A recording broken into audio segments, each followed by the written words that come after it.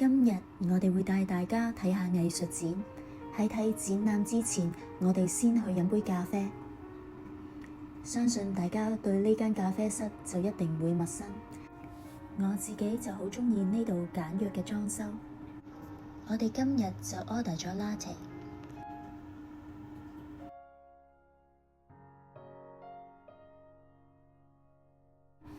我哋嚟到鰂魚涌 K11，再見梵高光影展覽。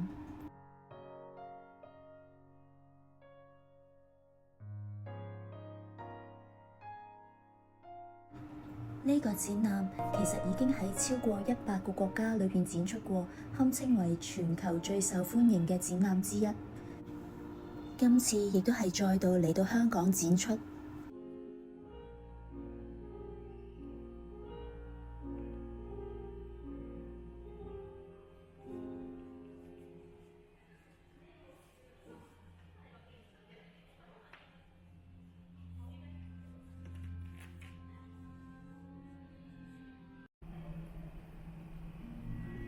喺入影像館之前，有一個好特別嘅裝置，佢將梵高昂瑟呢張作品用 3D 呈現咗出嚟。我哋可以走入呢幅畫入邊，感受一下大師嘅著作同埋房間嘅佈局。呢個絕對係一個好好嘅打卡位。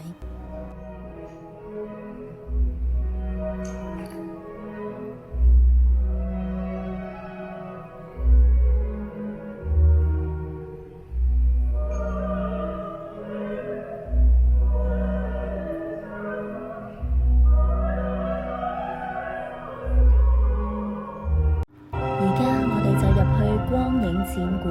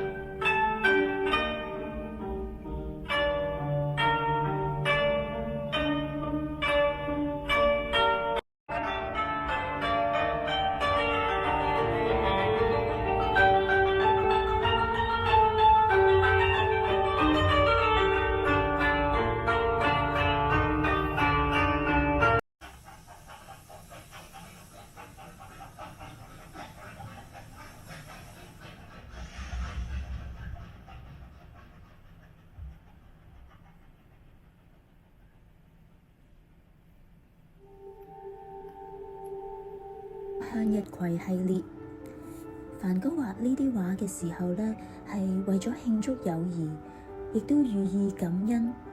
當初佢嘅好朋友高更呢落到嚟黃屋同佢一齊創作嘅時候，梵高就係擺咗2幅向日葵喺度佈置高更嘅房間。好可惜，最後佢哋2個鬧翻咗。不過佢仍然有繼續用向日葵嚟做題材，之後嘅創作包括加入咗藍色做背景，同埋凋謝咗嘅向日葵。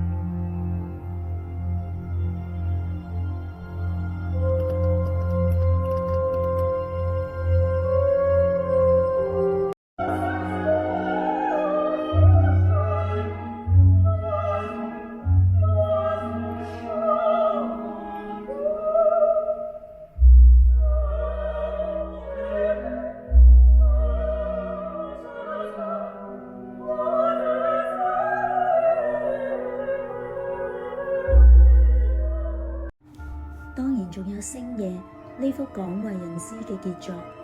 呢幅畫係佢喺療養院期間創作。由於當其時佢只可以喺日頭畫畫，梵高係以佢嘅想像同埋記憶描繪返佢房間望出去嘅星空。你會見到成張畫都係旋轉中嘅星空，有一種黑暗中帶有希望嘅感覺。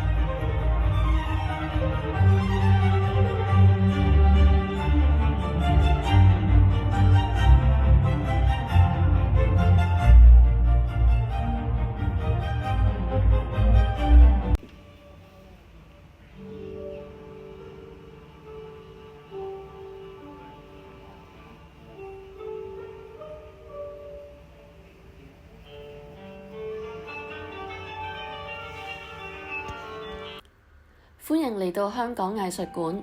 今日我哋要探索嘅就係塞桑同埋 Renoir 嘅展覽，展示兩位法國繪畫大師嘅作品。首先我嚟介紹塞桑，佢喺1839年喺法國嘅普羅旺斯出世。塞桑成為藝術家嘅道路其實遇到好大阻力，因為佢嘅父親係希望佢從事法律嘅工作。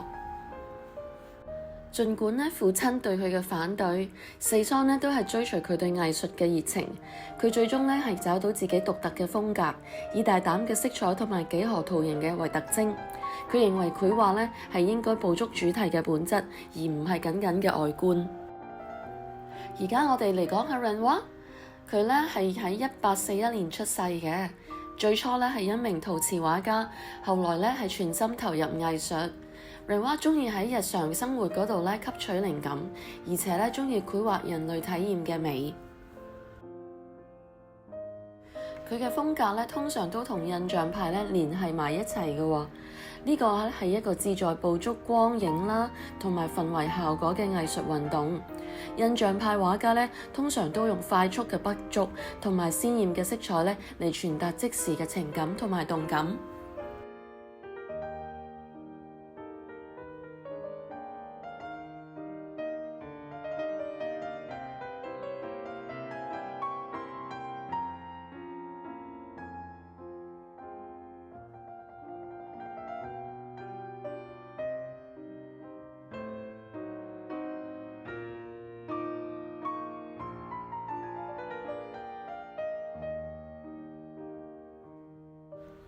時桑同埋 Renoir 咧，其實對於繪畫裸體咧係甚為着迷嘅喎。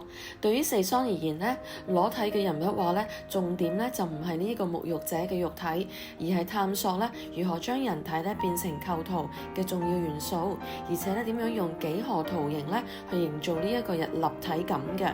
而 Renoir 咧就深受呢個古典大師嘅名畫嘅影響，而且佢筆下嘅裸女咧肌膚白皙，呈現出咧柔和同埋圓潤嘅體態。而且充滿印象派風格，同呢一個風景係融合。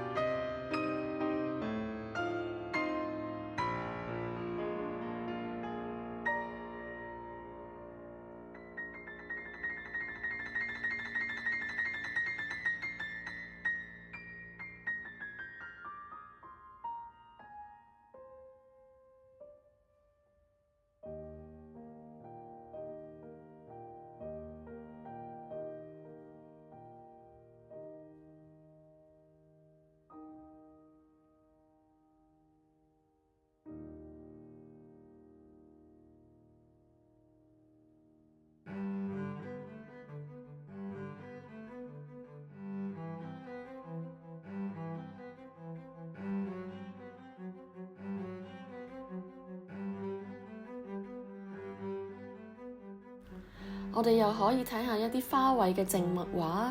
時桑呢，其實好鍾意用簡化嘅幾何圖形同色彩咧，去讓畫面咧睇起嚟咧更有結構感嘅。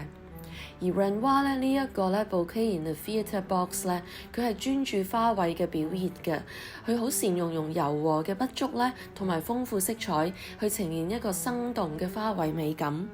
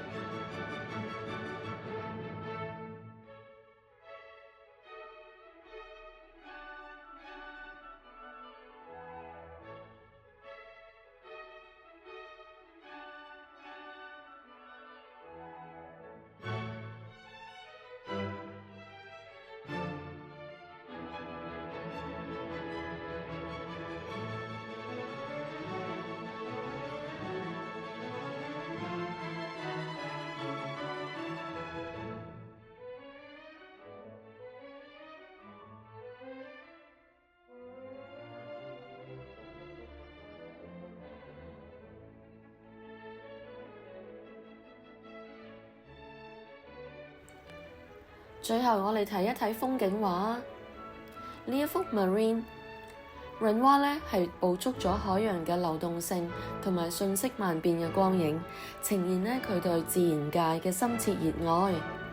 而另外一幅呢係舉世知名嘅 Red Rock。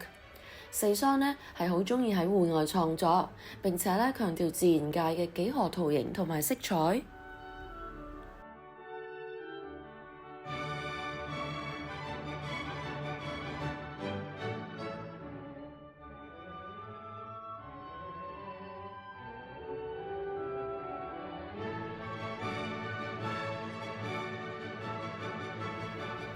整體嚟講呢，四桑同埋潤畫其實佢對人類嘅形態都係充滿熱情，但係四桑呢係比較注重結構同埋形式，而潤畫呢則係比較注重捕捉瞬間嘅感受。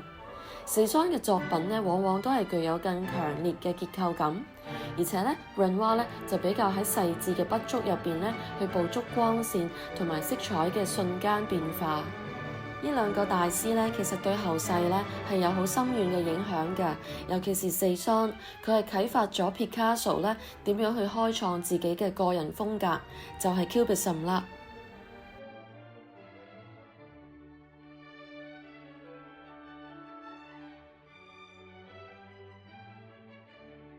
呢個呢真係穿越四桑同埋潤畫嘅生活同埋作品精彩嘅旅程。而家呢，我哋要去 Fortnum and Mason 呢享受傳統嘅英式下午茶。